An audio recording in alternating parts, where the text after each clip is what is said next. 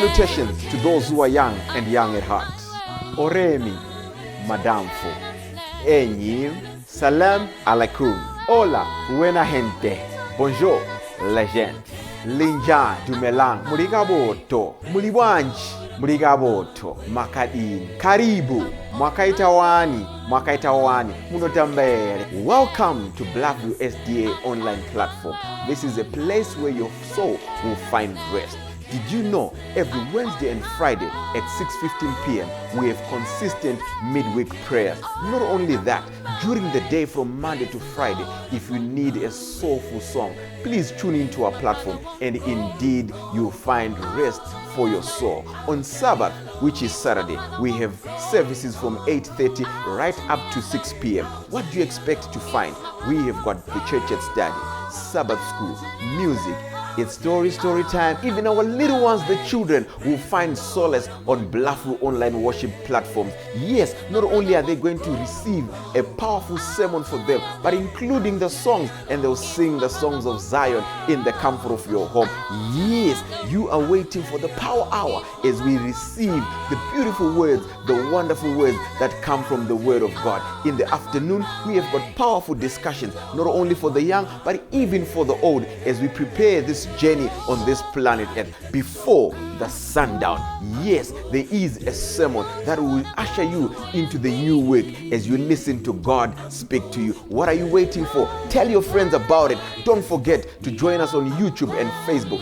Like our page and subscribe to our YouTube channel. God bless you as we meet on Blackview online worship platform. Nobody can stop me. Nobody. Don't you wanna go? I'm going there. Nobody can stop me. Waunza kuna Yesu siponza ozese.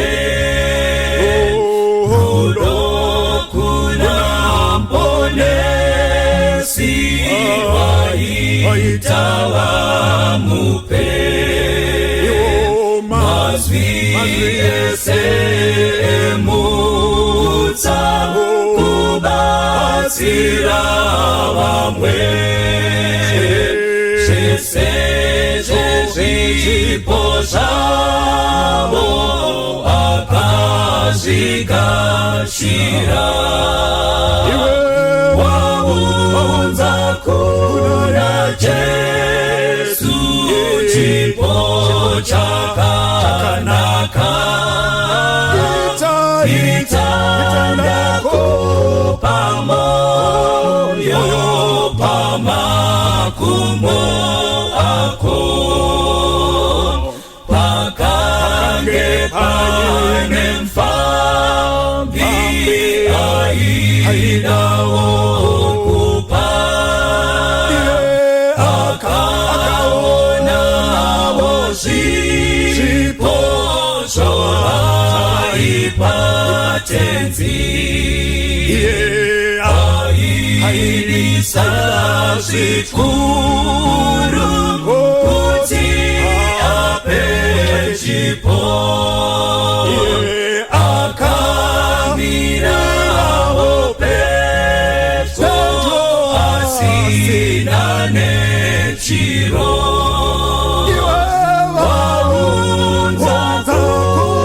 Jesu chipo chakanaka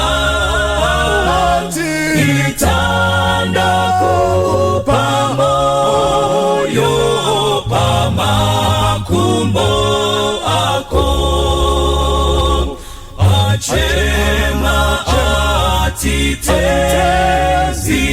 ndimi mulemutsa ndinazo nemoyo wechiwi. Jesu akapindura chikuru chipo chako kupinda zvimwe zvese zvaunza kuneni.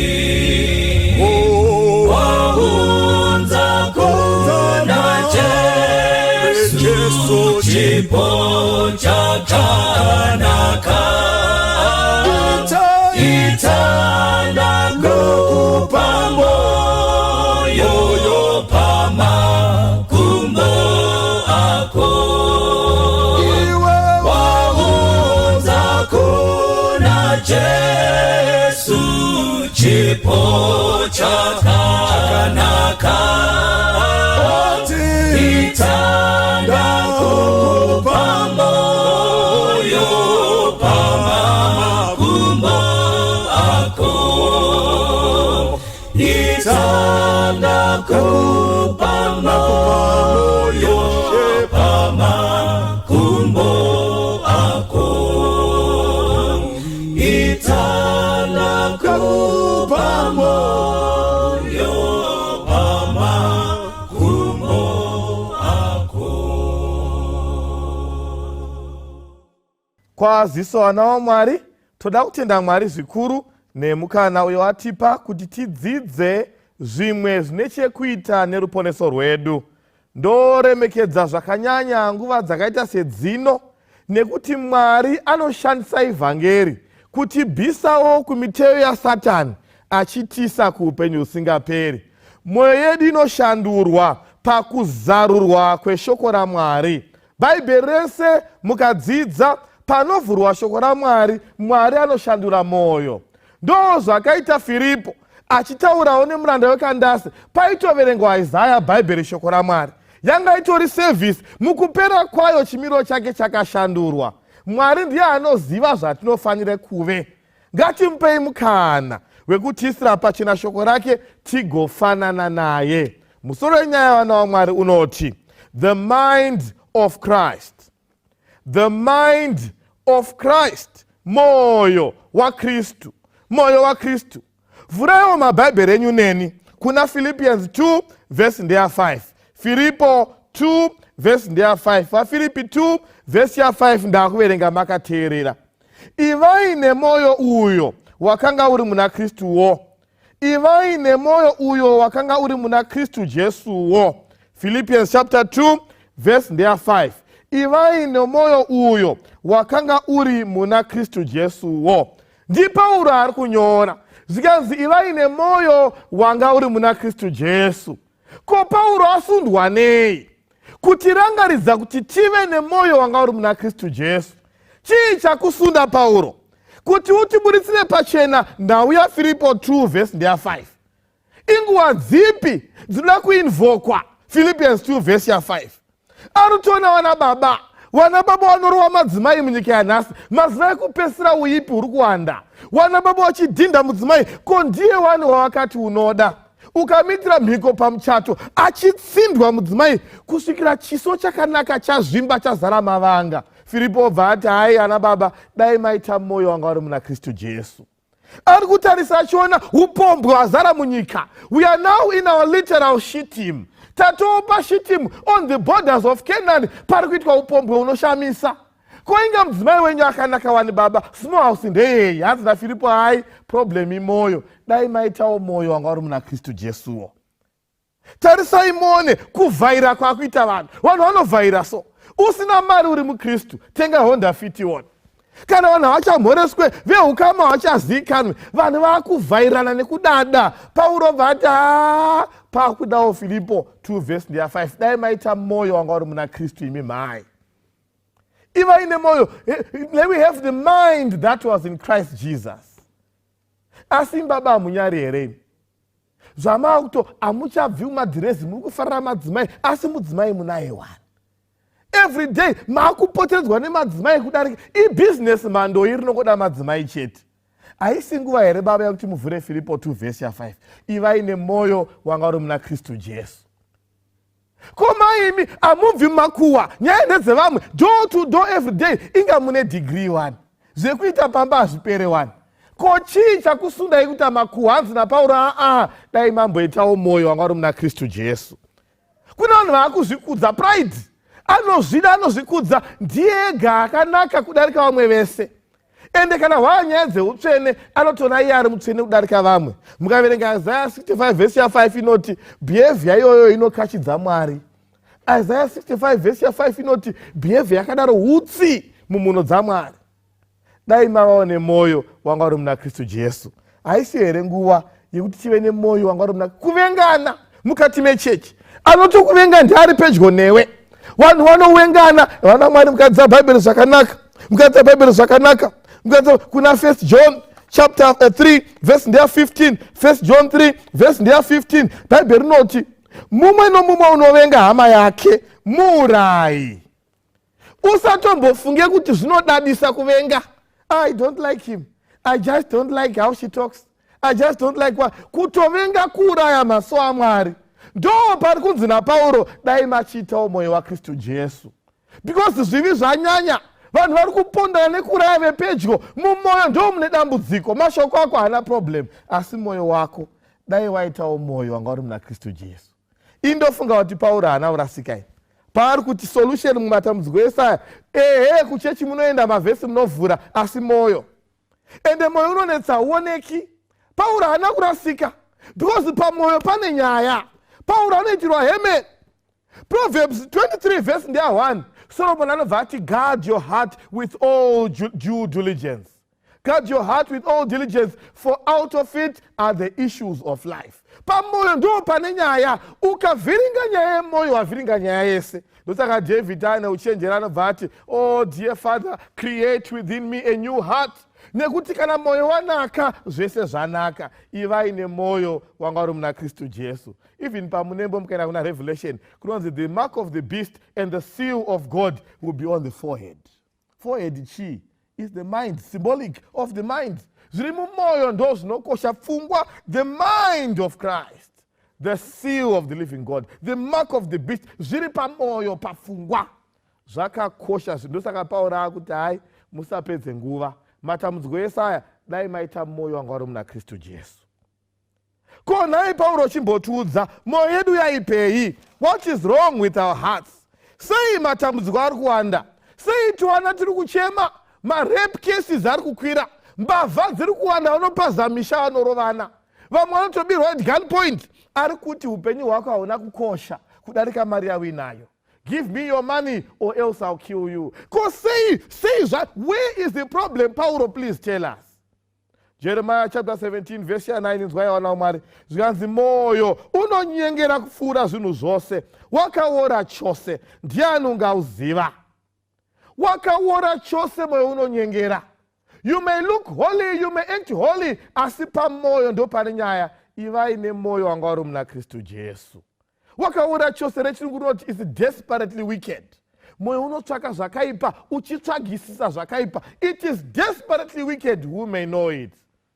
Ozoti pamberi pacho, I the Lord search the heart. Asi Pauro, mwoyo wacho waJesu ndeupi? Dai wapedza nyaya yako Pauro.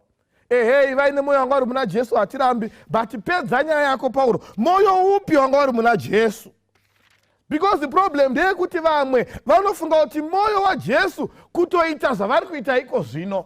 Makanganwa here pai mudzimai abatwa achipomba. Vakamenisa kuna Jesu ainzi Mary Magdalene. Vamisa kuna Jesu, Bhaibheri rinoti vanga vaine matombo. Dai Mwari matendera tambotema mukadzi uyu zvakasimba. Vaitobhilivha kuti kuitira Jesu kutema mutadzi nematombo. It is the mind of Christ to hate the sinner until they die. Vaitofunga kuti mwoyo waJesu, Pauro buda pachena, mwoyo waJesu ndeupi? Zvizhinji zviri kuitwa nemaKristu nhasi vachiti vari kuitira Mwari. Mwoyo waJesu wacho ndeupi? What is the mind of Christ? They glory in their actions. They walk tall and become proud because vari kuti tatoitira Mwari utsinye hwataita ihwo toitira Mwari. Mwoyo waJesu ndeupi? Pauro tiudze. Inzwai rimwe boka rinoshamisa. Pana John chapter 16 verse 2 inzwai. Zvikanzi vachakuburitsai mumasinagoge. Asi nguva inosvika mumwe nomumwe wakakuurayai uchati unobatira Mwari basa. Vachitouraya maKristu vachiti tinobatira Mwari basa. Aizviziva Pauro, nyaya anoiziva Pauro. Because anga atori kuSanhedrin. Vachitema Stephen nematombo vaitoti vari kugona. The more they would work so hard thinking that they are doing it for God. But is God really in approval? Mwoyo waMwari ndeupi? Tikaziya mwoyo waMwari, tinoita zvakanaka zvinofadza Mwari.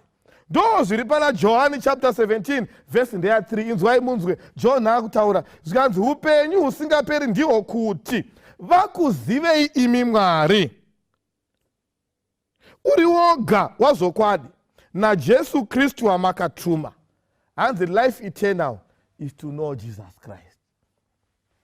Otherwise uchashanda nesimba uchifunga kuti uri kugona. Mabhaibheri anorema, bhaibheri rinorema muhapwa, musoro uri pasaidi nestepi ichichinja kufamba nekastepi keutsvene.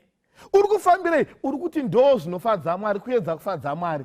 But we need to know the mind of Christ. Tikaziya mwoyo waMwari,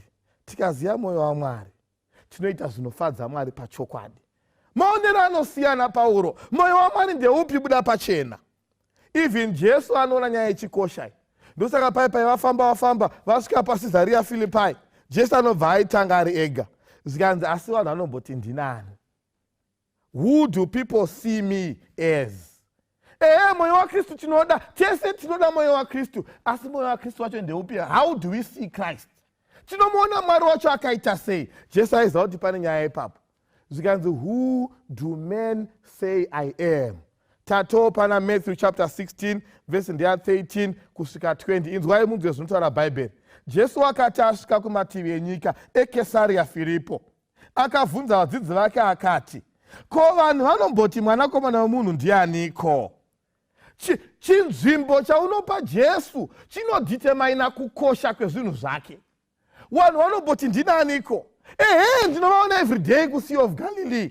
Vanotoya nichiparidza vachiti amen. Mavhesi vakutoziya asi ndini ani. Because if they fail to correctly identify God, everything else becomes null and void. Vakasabata chimiro chaJesu chaicho, zvese zvaparara. Mavhesi vari kuziya, kuimba nziyo vari kuimba, asi Jesu wacho ndiani. The correct identity of the mind of Christ. Handirambi Peter, handirambi vana Andrew, pa Mount of Olives vangu varipo kuchecha Harovi, vanonzwa mavhesi vanoita zvese, but who do men say I am? Chaunga ndachiona, asi vanoti Jesu ndiani, because shoko rikaparidzwa, Jesu asina chinzvimbo chikuru muupenyu hwavo ariraramike. They'll be experts in knowing the Bible verses, but they'll see no need to leave the verses that they know. Nemhaka yei nekuti Jesu muupenyu hwavo hachisi chiro. Ndozviziva mhai, makadya masangweji nefishi, pa 5,000 makadya, asi Jesu wacho ndiani. They eat from the hands of Christ. You feed from Christ, but who is Jesus? Vanhu vanomboti ndinaniko? Jesu anovhunza. Handisi kumboramba ini zvese kuchechi munouya munoimba, asi vanhu vanomboti Jesu ndiani. Kutoziva kuti Jesu ndiani kunobatsira kuti tigone kuvasaye. Tinomuona sei? Mozisi andofarira chapter iyi. Bose vadzidzi vanotoita makwikwi kupindura. This was a no-brainer question. Who do men say I am? If nana Bartholomew vakanyarara, vanotanga kutopindurawo. Nana Andrew, ana Thomas, dzotanga kupindura. Vana Luke, vanotanga kupindura vese. Who do men, Matthew, dear, who do men say I am? They are quick to answer Jesus. Inzwai munzwe pa verse 14. Vakati, vamwe vanoti Johani Mubhabhatidzi, vamwe vanoti ndimi Eriya, vamwe vanoti ndimi Jeremaya, vamwe vanoti pamwe ndimi muprofita. Saka maansa akatanga kuuya. Vaitoziva mifungo yevanhu yakarasika pamusoro pekuti Jesu ndiani.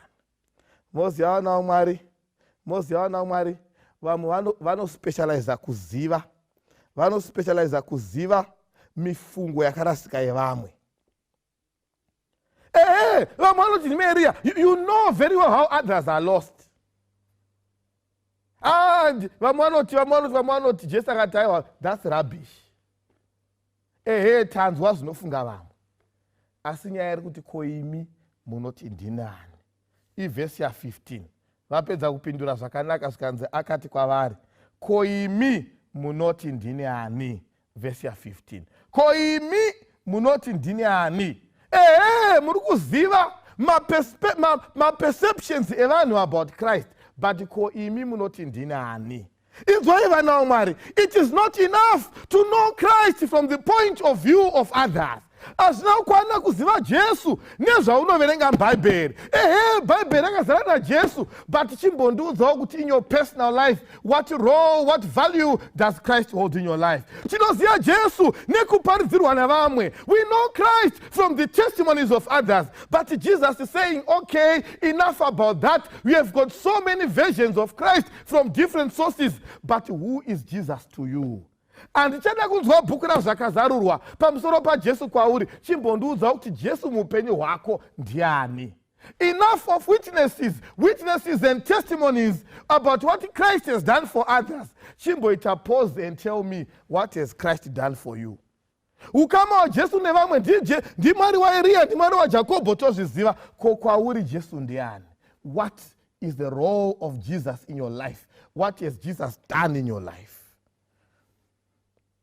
What is his position in your personal life? Who is Jesus to you? Hapo zi wese wakanyarara. Bartholomew uripi? Wanga uchidedemura kuti wamwe wanoziva Jesu waEriya. Naiwe ndiani uyo ndi Andrew wanga uchitsetsenyura zvakanaka kuti Jesu vanhu vanofunga kuti muprofita. Ko pataa kuti ko iwewe kwauri Jesu ndiani? Why are you quiet? Some people are experts in seeing misconceptions of Jesus Christ in other people's lives. There are people who are experts in seeing errors in others. Unotova mazvikokota wekuziya zvakaipa zvevamwe. Ko kana tikazuma tikati kwauri Jesu ndiani, boyi maziso vanyarara. Isaiah chapter 65 and the verse is 5. Vanoti, mira woga usaswedera kwandiri nokuti ndiri mutsvene kupfuura iwe. Anozvitarisa iye, otarisa mararamiro evamwe, ona kuti ava vatadzi, uyu mutadzi futi akagara mudivine service, vhangeri chirohwa, iye anenge achimezha zviyo zvevanhu. Asi dumbu raJekoniya iro mukati richiri dumbu resadza, ari kuimbisa akasi dumbu tasai dumbiro. Zvinenge zvaipa. Service yese ari kutsvaga maerrors muupenyu hwevamwe. Atori nedatabase necollection yezvivi zvehama. Iwe mhani hausi shamwari yaSatan. You are not an accuser of brethren. When people sin, they sin against God. Your duty is to pray and help them up, not to take offense kuti kana matombo ndiwatadziro. Zvikanzi vanotimira woga usaswedera kwandiri nokuti ndiri mutsvene kupfuura iwe. Usaswedera pedyo neni, indiri mutsvene kudarika iwe. Dzimwe nguva ukatoda kuenda mberi kuti sei wadaro, unopuwa marizina nemusoro kuti sei ndiri mutsvene. Is that the mind of Christ? Ndo pfungwa yaJesu here. Izoi pamberi pacho panapa zvikanzi ava hutsi mumhino dzangu, moto unopfuta zuva rese. Handina basa unopfeka dhuku nedrezi rakareba. Handina basa unopa zvegumi nezvipo zvakakwana. Handina basa unoshanyira majeri unoita zvakanaka. Asi kana uine pfungwa yekuzviona ngori mutsvene kudarika vamwe, hanzi naMwari moto unopfuta nguva dzese. Is that the mind of Christ? Is that the mind of Christ? Uri kuita basa rekuona tutsinga turi maziso evamwe. Wadiwa mbonawo zitsanga riri muziso mako. Experts in seeing errors of others. Asi ivo havaoni zvakaipa zvavanoita. Asi Pauro anozevezera futi kwamuri pa2 vhesi ya12 yavaFilipo. Zvikanzi naizvozvo vadikanwa vangu, imi vadikanwa vangu mukuteerera, sezvamakateerera nguva dzose ndisati ndiripo bedzi. Asi zvikuru zvino kana ndisisipo, shandirai kuponeswa kwenyu nekutya nekudedera. Work out your own salvation. God is sick and tired of people who are experts in knowing the errors of others and they are blind to their own errors. Anoziya panoda kubatsirwa vamwe asi haaone pakewo paanofanira kubatsirwa. Chisobva ati mandiudza zvinotaura vamwe, asi ko imi munoti ndinani? Who do men say that I am? Matthew chapter 16 verse 15. Akati kwavari, ko imi munoti ndinani? Verse 16. Ipapo Simon Petro akapindura akati, ndimi Kristu mwanakomana waMwari mupenyu. Simon ari 1 in a class of 12. 1 ndiye akagona. asi pazviwi zvevanhu vaikwikidzana kutaura. Anoti ndiwe akarasika pakati, vamwe vakarasika vakadai, vamwe vakarasika vakadai. Ko iwewe uroti chii? NdiSimon Peter akataura ari one. Well done Simon Peter. Asi mukazodzikana yacho haasiri anofanira kurumbidzwa. Because answer yacho aisatoizivawo futi. Inzwai pamberi pacho. Ndatopa verse 17. Jesu akapindura akati kwaari, wakaropafadzwa iwe Simon Bar-Jona, nokuti nyama neropa hazvina kukuzivisa izvozvo, asi Baba vangu vari kudenga. Flesh and blood has not revealed this to you. Nyama neropa hazvina kukuzivisa izvozvo. The correct identity of Christ does not come from mortals. The correct identity of Christ does not come from our perceptions and our view of life experiences. The correct perception of Christ comes from Christ himself. Kuti uzive chimiro chaJesu nepfungwa yaJesu, zvinotoda Jesu mbune. Inzwai iwe sisi Dorika zvandikutaura ikozvi. You can never know Christ until Christ reveals himself to you. Mukoma Timoteo, ndoreva imi. You can never know Christ as long as you look to your fellow man. As long as you look to your fellow man, kuti uziye zvavari, haufi wakaziva Kristu. Haufi wakaziva Kristu as long as your eyes are still fixed on things below. Yasvika nguva nawo Mwari titarise kudenga tizive Jesu. God is sick and tired of people who know Bible verses but they don't know the Jesus behind the Bible. God is sick and tired nevakomana vanotsanangura chikara ugona runyanga kusvika rwatokutunga asi Jesu wacho usina kukama naye. Who do you say I am? Chigaro chaJesu muupenyu hwako chakasimba sei? Kune mashoko matatu anowanzoshandiswa achipesaniswa. Shoko rekutanga nderekuti illumination. Shoko rechipiri nderekuti inspiration. Rechitatu nderekuti revelation. Mukaona mashoko aya anoita seanodyidzana. Illumination kuzarurirwa. Inspiration kuzarurirwa futi. Revelation kuzarurirwa futi. Anoita seakafanana. Asi izwi rekuti revelation, apocalypsis, rinoshandiswa pana Kristu. Matthew chapter 16, flesh and blood has not revealed this to you. Revelation is the revelation of Christ. Zimenguwa mavesi anogona kungojeka illumination. Zimenguwa unoona kutopiwa zvioniso zvemweya inspiration. Waprofita waitu inspire wavo. Asi parevelation anawo Mwari ndiJesu ari kuzarurwa. Apocalypsis. Jesu ari kuzarurwa. Inzwa unzwe Revelation chapter 1 verse 1. Zvakazarurwa chapter 1 verse 1. Apocalypsis. Unzwe Revelation Apocalypsis. Verse 1. Zvakazarurwa zvaJesu Kristu. Zvakapiwa naMwari kuti aradze varanda vake. Zvakazarurwa zvaJesu Kristu. English version, the revelation of Jesus Christ. Who is being revealed?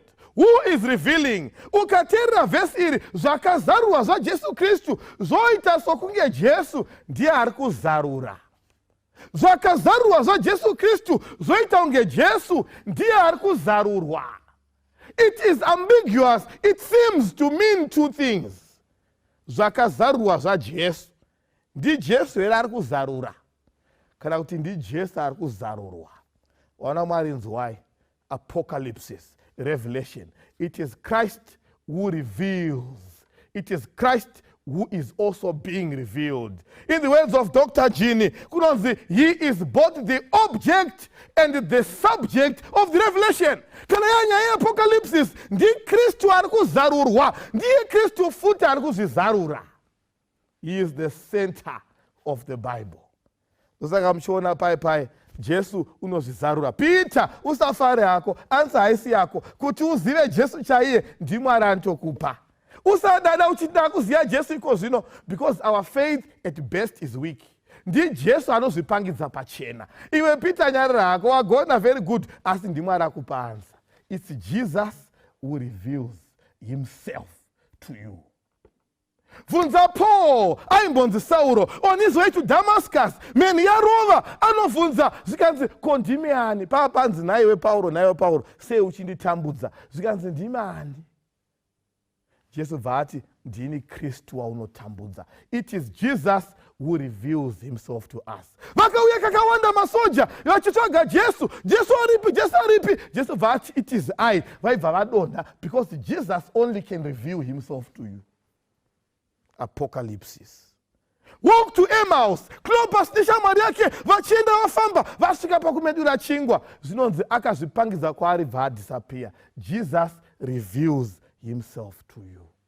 Panotsvakana baba namai vanoti Mwari zvipangidzewo kwandiri ndizive chimiro chenyu chaicho. I want to have the mind of Christ, but let me have the correct perception of who Christ is.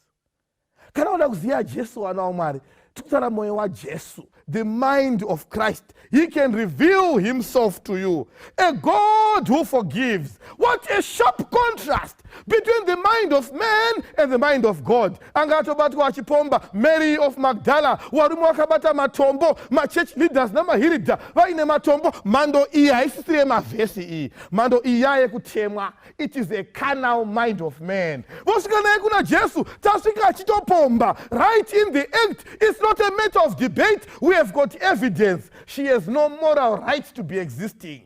She has no moral right to be alive. Ngatotemwa afe. What a sharp contrast to the mind of Jesus Christ. Unobvera moyo yese obvati asina chivi ngaakande dombo. Iwe Mary enda usatadzazve. I'm preaching a Christ who forgives. Andiziye upenyu hwako. Pamwe wakaita zvivi zvekare. Wakaroya ukatuka ukaponda. Men will condemn you and kill you. But the mind of Christ is different. Anoti enda usatadzazve.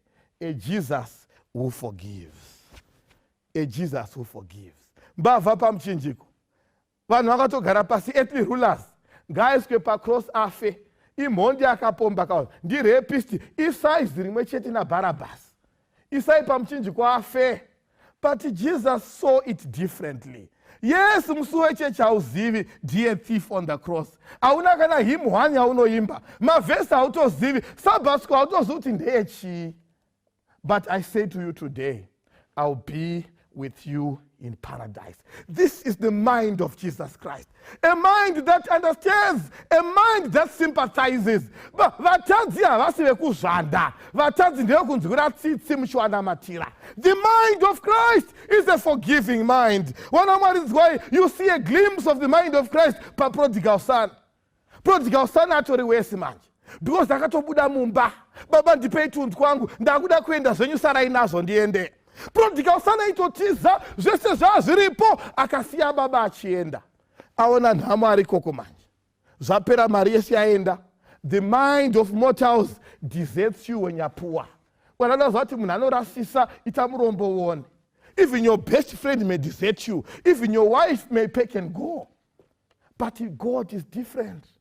Hanzi nemimbi 111 hakuna nguva yaasipo iye kana usiku rudo ruripo. In the darkness of your financial life, Jesus is there. In the darkness of your social life, Jesus is there. Even all men may forsake you, but Jesus will stick by your side. Vazagaya zganza ndakwenda hangu na baba. I want you to see the mind of Christ. Dzadzoka mchinda uyadzoka ane mamvemve Maria baba adya. Bible roti baba vakamona achiri kure. The father saw him from afar. Vakabatwa necompassion. Ai mwana wangu uyo. Mari yangu akadya. Mashoka anorwadza akatuka. Akatotiza pamba akandishoresa. But I will run after him. This is the mind of Christ. Unomhanya baba. Mwana wangu uyo ndomuziya. The father needed nothing from the son. But still dzakamhanya. Is why moyo wa Kristu mhai. Farirawo vasina chavanokupa. You will benefit nothing from them, but for the sake of Christ, love them and embrace them. Akamhanya baba, Bible rinoti asvika, akamupfekedza goridhe, akamupfekedza mhete paruoko yegoridhe, the most precious thing. Iye munhu akamurasa, munhu akamuramba, munhu akamuzvidza. Kakomana aka kakazvidza baba, kakatiza kubva musha wababa, kakatiza komana aka. But even though atiza, akaiswa goridhe. Is the mind of Christ. Don't treat others the same way they treat you. Treat them as Jesus would treat them. This is the mind of Christ. Anagumira ipapo ziyanzi baba akauraya mhuru. Urayai mhuru. Akatiza akadya mari yangu but mhuru urayai. inzwai mhai, ndiamwene here, muroora here, amuonani here, chimborayawo mhuru. Uraya mhuru mhaniwe, chikwereti haadzosi zvakanaka hakuitire, but wadiwa mboraya mhuru. Akakuvenga anokunyeya, tozviziva kuti matambudziko ako ese ndiye akakonzeresa, chimbonouraya mhuru yako mhani. That's the mind of Christ. Matambudziko ese dai asina kundisiya murume uyu, dai ndakagara mushe. He is my ex-husband, I hate him. And the more I hate him, the more God is blessing him. Madi mambonouraya mhuru naimani. Urayai mhuru. Murayirei mhuru, that is the mind of Christ. What a sharp contrast to a brother's mind. Ukafokasa pana Elder Church, ukafokasa pana muprofita mufundisi, unoona kurasika.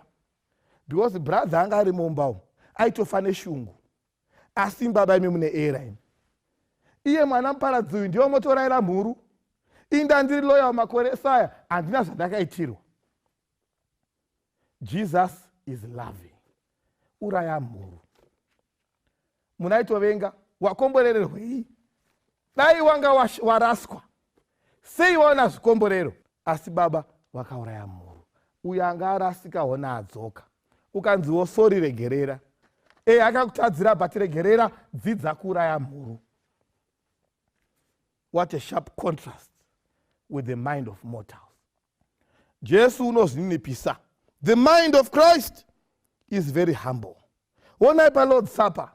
Vaungana vese, hai, ndiani wacho achafugama kuti Jesu atsoka. Rari basa rinoshoreka. Basa remuranda ari pasi. Votorengedzana uyu ndiye ari pasi uyu dai atigeza. Uyu ndiye anga ari pasi dai atigeza. Ifungwa yewanhu iyoyoyo. Jesu akati ndiri pasi. Ndichakugezai. Ivai nemwoyo wanga uri muna Kristu Jesu. Filipo chapter 2 zikanzi musaita chinhu nenharo. Asi umwe neumwe ngati mwoyo make wamwe wakanaka kundidarika. Ndi 2 verse 3 yawaFilipi ndakuverenga. Musingaite chinhu nenharo kana nokuzvikudza, asi mumwe nomumwe ngati mwoyo unozvininipisa wamwe wanomupfuura iye pakunaka. The mind of Christ is selfless. Usazone iwe wakanaka kudarika vese. Unongochingobatsira, ndakubatsirai sisi, ndakubatsirai baba. Kana pane padiscussion, ndakutaura mukuvharira. Ko ndiwega unongovharira chete. Vamwe savavharirewo.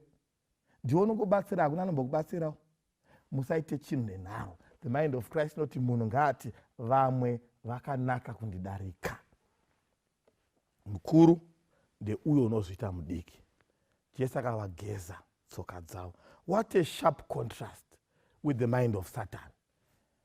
Isaiah chapter 14, Bible rinoti Satan akati ndichasimudzira chigaro changu kuisa kumusoro-soro. Ndini ndichaisa chigaro kumusoro. Ndini ndaenda kumusoro-soro. Ndichava pamusoro penyeredzi dzese dzekudenga. Asi Jesu anozvininipisa. Hymn number 111, Christ in song. Sikanza hakuna umwe mukuru zveba. Hakuna kana neumwe. Asi iye anozviita muduku. Ndo mind of Jesus Christ. The mind of Jesus Christ wana umari inozvininipisa ine rudo. Zvese ungaite, mavhesi ungaimbe. Asi kana uchivenga kwako, se brother uyo aitovenga munun'una wake chaiye buda nebudewo kuti sei aurayirwa mhuru. It is the mind of Satan. It is the mind, it's a carnal mind. But the carnal mind is enmity with God. Panotsvakwa nababa namai vanoti tibatsirei Mwari tive nemwoyo waJesu. Tavhurirwa naPauro pana Filipo 2 verse 5. Regai Pauro ativharire futi. VaFilipi 2 verse 5. Teererai vanamai, teererai vanababa, teererai vakomana.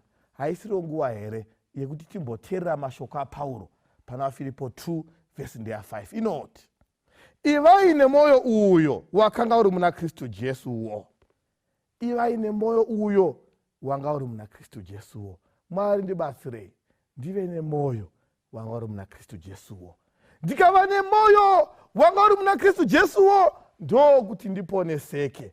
Aisatamba baJesu pana Matthew paakati, blessed are the pure in heart, for they shall see God. Be holy as I and the Father are holy. Mwari ngatibatsire tive vatsvene mukurarama kwedu seutsvene hwanga huina Jesu. May the Lord bless the reading of his holy word. amen. Ngandifane na Jesu awe mponesi wangu, jizatenyine rudo dipawisese jiwa. Ngandifame sa Jesu murendo reri pasi diri murombo mweya karaine nimponesi